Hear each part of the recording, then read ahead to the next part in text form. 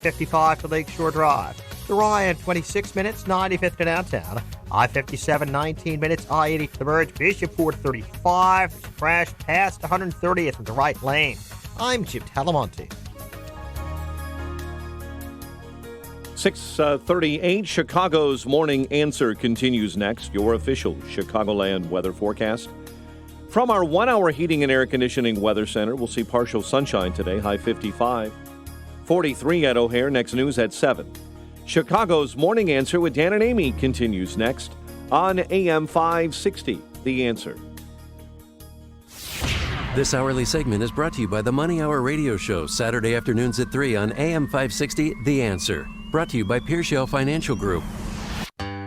See Michelle Malkin, Sean Hannity, and Laura Logan at Freedom Summit 2019. Tickets on sale now at freedomsummitchicago.com. Good morning, Dan and Amy. We mentioned this yesterday, but it bears repeating. Sort of a remarkable exchange between Sean Casten, he is the socialist congressman from the western suburbs. How that happened, I will always be scratching my head. This state's a death cult. That's how it happens. So we want, apparently, the majority of the electorate, at least recently, wants to elect people that will advance the destruction of the Chicagoland area and the state as quickly as possible. Sean Casten's certainly up to the task. He had a town hall meeting, Glendale Heights. A guy asks him, hey, I asked you 6 months ago, you dodged. I'm going to ask you again. What do you say to the anti-Semitism and the anti-Semitic comments of your colleague Ilhan Omar? And Casten goes on to explain that he voted for the resolution condemning hate of all forms that was prompted by Ilhan Omar's hatred. And he called it the single hardest vote he's had to cast as a member of Congress, to condemn hate. It seemed to me a rather easy vote, but it was difficult for him, and here's why.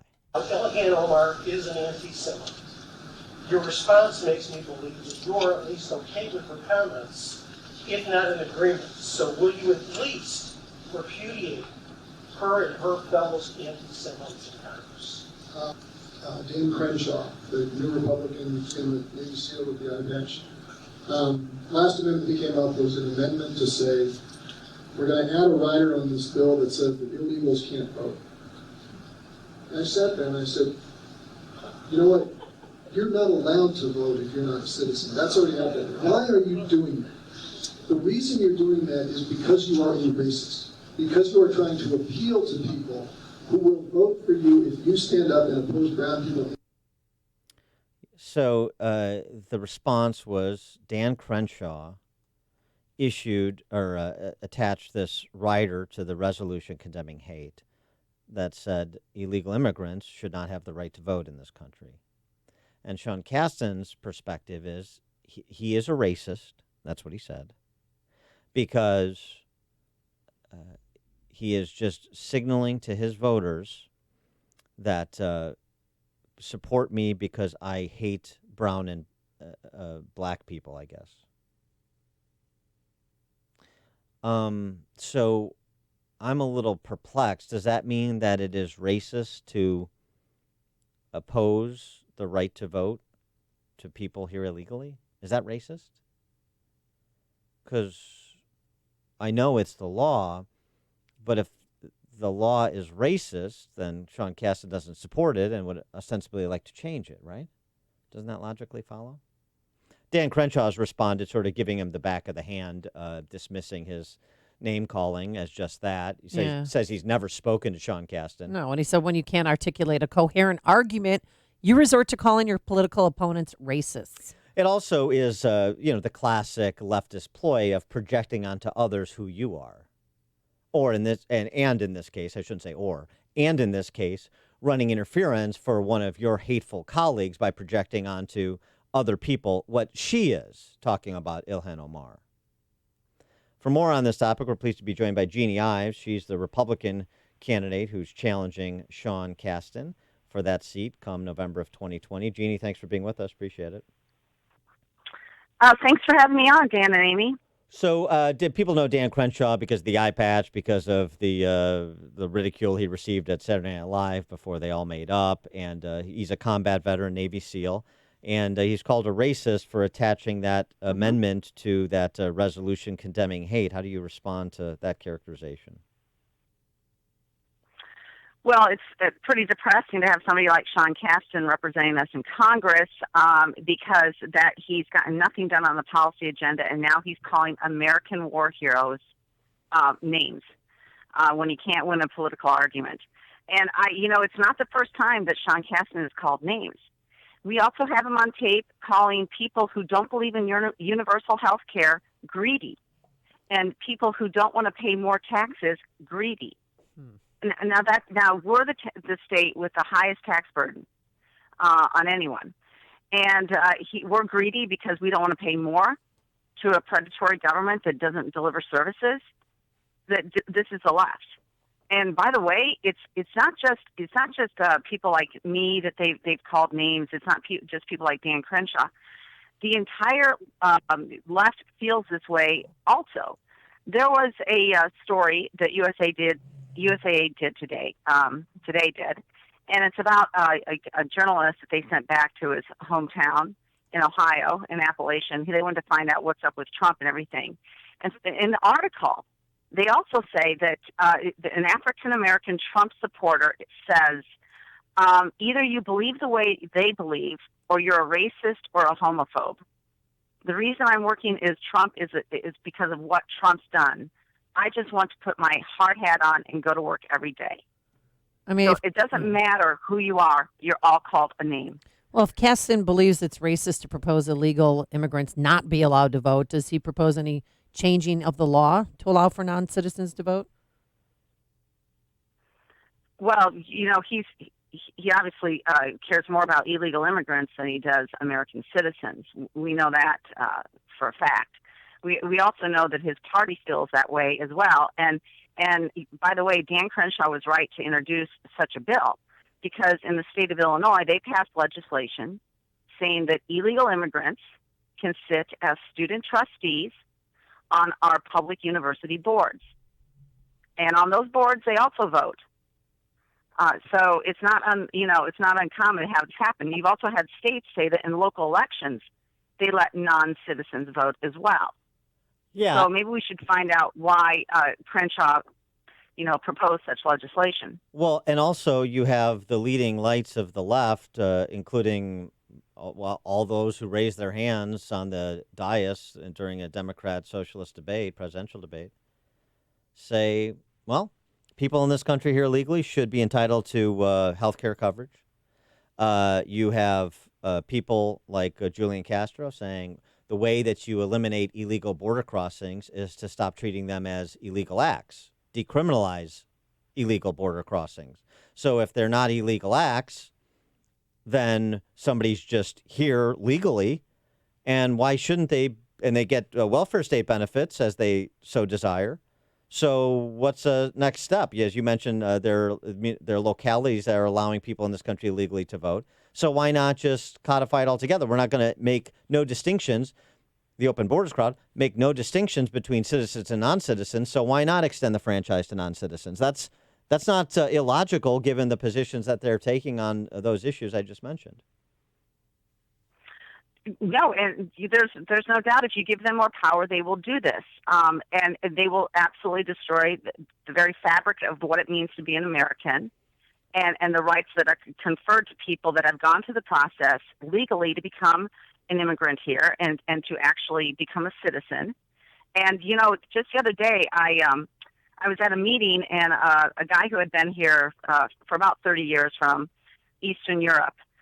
And immigrated here came to a Republican meeting to seek out a common group of people that he can help fight back socialism, because when he left a socialist country when he was 18 and he wanted nothing to do with it.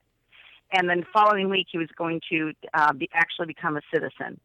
And he felt at this point, he's got to take on the fight himself. God bless him. Those are the types of people that we want here, the people that respect American citizenship. Unfortunately, Sean Casten and his don't do that. As far as name calling, another interesting thing is I was at a home party, just a home meet and greet with some people in Naperville yesterday. And the host of the party actually put it out on this, neighborhood sort of blog site saying, hey, come meet Jeanne Ives, just find out who she is. And they were appalled at the hateful remarks that they got in response to just a simple invitation to come meet at their lovely home in Naperville.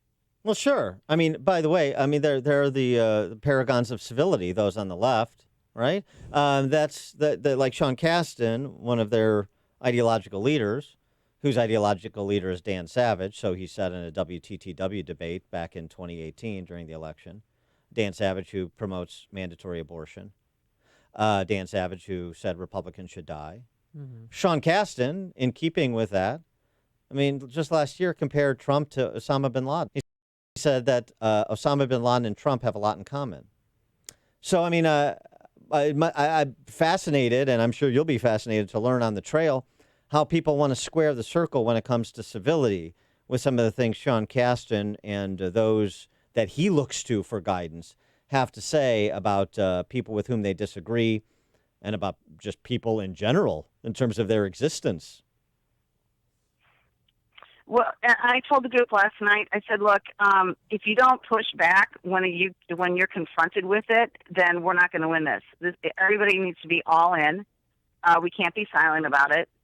The name calling is not warranted, and it's just their way of escaping any responsibility for the policy choices that they have made that has really destroyed the state of Illinois. And if you let people like Sean Casten go to Congress again, they will destroy the nation as a whole. They will give away your money and your citizenship. And by the way, when they're calling people like me names, just remember that they're really after you, because it's your values that stand in the way of their utopian ideals, and it's your pocketbook that they need to pick in order to pay for their socialist dreams. So they're coming after you. Yeah. Has Sean Casten authored any bills in D.C.? Has he done or accomplished anything?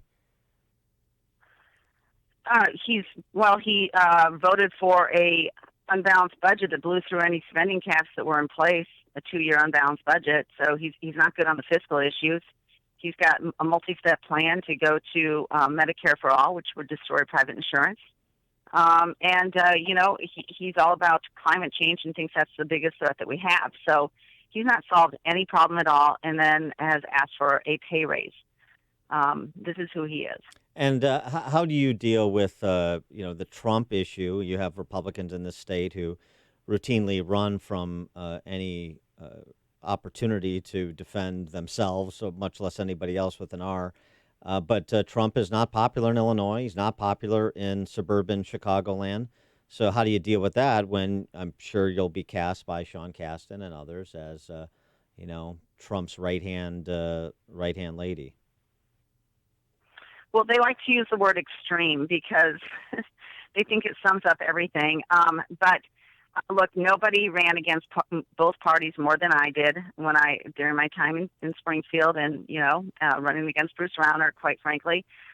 So to me, it's all about the policy, and so I just ask people, well, what policy would you like to discuss that Donald Trump has either advocated for or put in place? And we'll have a policy discussion. It's not going to go much further than that, but look, I recognize that Donald Trump has been attacked since November 9th, 2016. And as far as Casten goes, his entire checklist of things to do was impeach Trump, impeach Kavanaugh, back to impeach Trump, back to ask for a pay raise, back to pass an unbalanced budget, back to impeach Trump. I mean, the guy is, fixated on this idea that the president needs to be impeached when we're about a year away from the election. You can let the people decide. She is former state representative and now GOP congressional candidate in Illinois 6, Jeanne Ives. Jeanne, thanks for joining us. Appreciate it. Thank you for having me on. And she joined us on our turnkey.pro answer line. If you're talking about it, Dan and Amy are talking about it. It's Chicago's Morning Answer on AM 560. The Answer. The Lou Dobbs Financial Report is brought to you by Signature Bank, helping local businesses succeed. Visit signaturebank.bank for your